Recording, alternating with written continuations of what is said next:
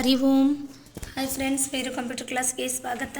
ಹೇಗಿದ್ದೀರಿ? ನಾವು ಚೆನ್ನಾಗಿದ್ವಿ. ನೀವು ಹೇಗಿದ್ದೀರಿ ಅಂತ ಕಮೆಂಟ್ ಬಾಕ್ಸ್ನಲ್ಲಿ ತಿಳಿಸಿರಿ. ಎಲ್ಲರಿಗೂ ಶುಭೋದಯ, ಶುಭ ಶುಕ್ರವಾರದ ಶುಭೋದಯ. ನೆಕ್ಸ್ಟು ಪ್ರೊವಿಷನ್ಸ್ ಎಂಟ್ರಿ ಬರ್ತಾವೆ. ಮಾರ್ಚಿದ ಎಂಟ್ರಿ ಆಲ್ರೆಡಿ ನಿನ್ನೆಲ್ಲ ಮೊನ್ನೆ ಸ್ಟಾರ್ಟ್ ಆಗೈತಿ. ನೀವು ಡೇ ಬುಕ್ ಬೇಕಾದ್ರೆ ಚೆಕ್ ಮಾಡ್ಬೋದು. ಮಾರ್ಚ್ ಎಂಟ್ರಿ ಕಂಪ್ಲೀಟ್ ಆಗ್ಯಾವೆ. ಆದ್ರೆ ಕಂಪ್ಲೀಟ್ ಆಗ್ಯಾವ ಅಂದ್ರೇನು, ಮಾರ್ಚ್ ಎಂಟ್ರಿ ಸ್ಟಾರ್ಟ್ ಆಗಿ ಒಂದು ಪೇಜ್ ಕಂಪ್ಲೀಟ್ ಆಗೈತಿ. ಪ್ರೊವಿಷನ್ಸ್ ಅಂತ ಬರ್ತಾವೆ. ಪ್ರೊವಿಷನ್ಸ್ ಅಂದ್ರೆ ಏನಪ್ಪ ಅಂದ್ರೆ, ಲಕ್ಷ ಕೊಡ್ರಿ, ನಮ್ಮ ಕಂಪ್ನಿಯವರು ಗ್ರಾಹಕರಿಗೆ ಕೊಡಬೇಕಾದ ಮೊತ್ತ ಅಂದ್ರೆ ಕಂಪ್ನಿ ಕಡೆಯಿಂದ ಅಂದ್ರೆ ಕಸ್ಟಮರ್ ಗ್ರಾಹಕರಿಗೆ ಕೊಡಬೇಕಾದ ಮೊತ್ತ ಅಥವಾ ಗ್ರಾಹಕರ ಕಂಪ್ನಿಗೆ ಅಂದರೆ ನಿಮ್ಮ ಕಂಪ್ನಿ ಅಥವಾ ನಾವು ಮಾಡುವಂಥ ನಮ್ಮ ಕಂಪ್ನಿಗೆ ಇರ್ಬೋದು ಮೊತ್ತ ಅಂದರೆ ಪಟ್ಟಿ ತಯಾರು ಮಾಡೋದು. ಮಾರ್ಚ್ ಎಂಡಿಗೆ ಲಾಸ್ಟ್ ಕಂಪ್ನಿ ಮುಗಿಸ್ತಿರ್ತೀವಿ. ಆವಾಗ ಯಾರಿಗೆ ಎಷ್ಟು ಕೊಡಬೇಕಾಗೈತಿ, ಹೊರಗೆ ನಾವು ಎಷ್ಟು ಉದ್ರಿ ಅಥವಾ ಸಾಲ ಎಷ್ಟು ಮಾಡೀವಿ ಅವ್ರಿಗೆ ಎಷ್ಟು ಕೊಡಬೇಕಾಗೈತಿ, ಅಥವಾ ನಾವು ಸರ್ವಿಸ್ ಮಾಡಿಕೊಟ್ಟಿರ್ತೀವಿ ಹೊರಗಿನವರು ನಮ್ಗೆ ಎಷ್ಟು ಬ್ಯಾಲೆನ್ಸ್ ಕೊಡಬೇಕಾಗಿರುತ್ತೆ ಅನ್ನುವಂಥ ವೋಚರ್ಸ್ಗಳನ್ನ ಒಂದು ಎಲ್ಲ ವೋಚರ್ನು ಜರ್ನಲ್ಲಾಗ ಹಾಕ್ಬೇಕು. ಪ್ರತಿಯೊಂದೂ ಜರ್ನಲ್ ವೋಚರ್ನಾಗ ಹಾಕ್ಬೇಕು. ಯಾಕಪ್ಪ ಅಂತಂದು ತಿಳ್ಕೊರಿ. ಈಗ ನೋಡಿರಿ, ending year accounting year 1/4/2019 31/3/2020 all entry here are journal entries. Here changes of date not required. Here changes of vouchers entries also not required. ಅಂದರೆ ಡೇಟು ಚೇಂಜ್ ಮಾಡೋಂಗಿಲ್ಲ ಮತ್ತು ಆಮೇಲೆ ವೋಚರು ಚೇಂಜ್ ಮಾಡೋಂಗಿಲ್ಲ ಅಂತ ಅರ್ಥ.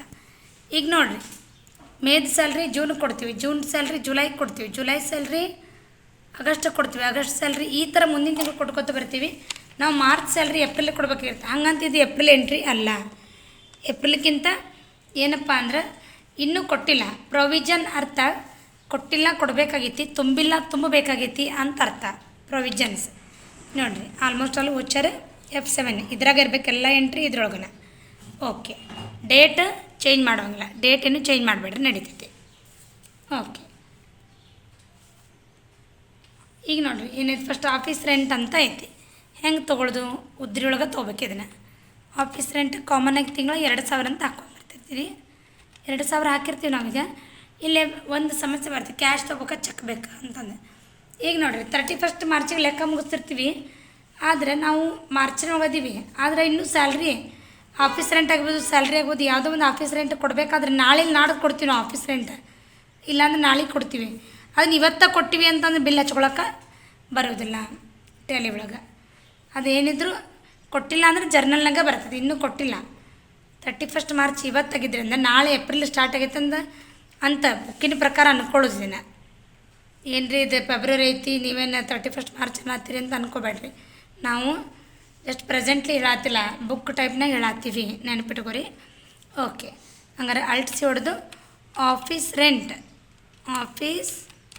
ರೆಂಟ್ ಪೇಬಲ್, ಜಸ್ಟ್ ಪಿ ಅಂತ press ಮಾಡಿ payable under provision PRO ಅಂತ ಹೊಡೀರಿ, ಪ್ರೊವಿಷನ್ ಬಂದುಬಿಡುತ್ತೆ.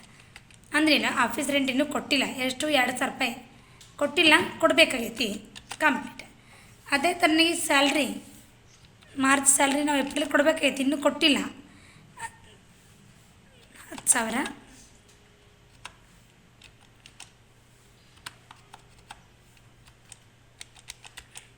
ಇಲ್ಲಿ ಸೇಮ್ ಹಂಗೆ ಚೆಕ್ಕು ಕ್ಯಾಶು ಬರೋಂಗಿಲ್ಲ.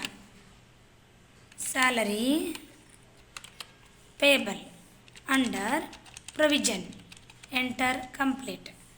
ಅದೇ ಥರಗೆ ಆಫೀಸ್ ಮೇಂಟೆನೆನ್ಸ್ ಹೊಡೀರಿ, ಸೇಮ್ ನೀವು ಆಲ್ರೆಡಿ ಅನ್ಕೊಂಡಿರ್ಬೋದು. ಮೇಲಂದು ಸೇಮ್ ತೊಗೋಬೇಕು, ಅಮೌಂಟ್ನ ಮೆನ್ಷನ್ ಮಾಡಬೇಕು.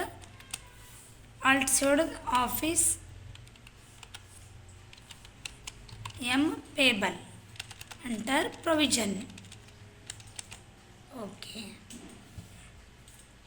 ಪ್ರೊವಿಷನ್ಸ್ ಎಂಟ್ರಿನ ಪೂರ್ತಿ ಲಕ್ಷ ಕೊಟ್ಟು ತಿಳ್ಕೊರಿ. ಯಾಕಪ್ಪ ಅಂದ್ರೆ ಪ್ರೊವಿಷನ್ ಎಂಟ್ರಿ ಇದನ್ನು ಲಾಸ್ಟ್ ಎಂಡಿಗೆ ಮಾಡ್ತಾರೆ. ಎಂಡಿಗೆ ಲೆಕ್ಕ ಹಾಕ್ಯಾರ, ಆಮೇಲೆ ಅಷ್ಟು ಲೆಕ್ಕ ಮುಗಿದ್ಮೇಲೆ ಆಮೇಲೆ ಟ್ರಯಲ್ ಬ್ಯಾಲೆನ್ಸ್ ನೋಡ್ತಾರೆ. ಓಕೆ, ಈ ವಿಡಿಯೋ ಇಷ್ಟ ಆಗೈತೆ ಅಂದ್ಕೊಂಡಿನಿ. ವಿಡಿಯೋ ಲೈಕ್ ಮಾಡಿರಿ, ಶೇರ್ ಮಾಡಿರಿ, ಕಮೆಂಟ್ ಮಾಡಿರಿ, ಬೆಲ್ ಐಕನ್ ಪ್ರೆಸ್ ಮಾಡಿರಿ, ನಮ್ಮ ಚಾನಲ್ಗೆ ಸಪೋರ್ಟ್ ಮಾಡಿರಿ ಅಂತ ಕೇಳತ್ತೀನಿ. Hari Om Shri Vasudeva. Miss you all. Thank you so much.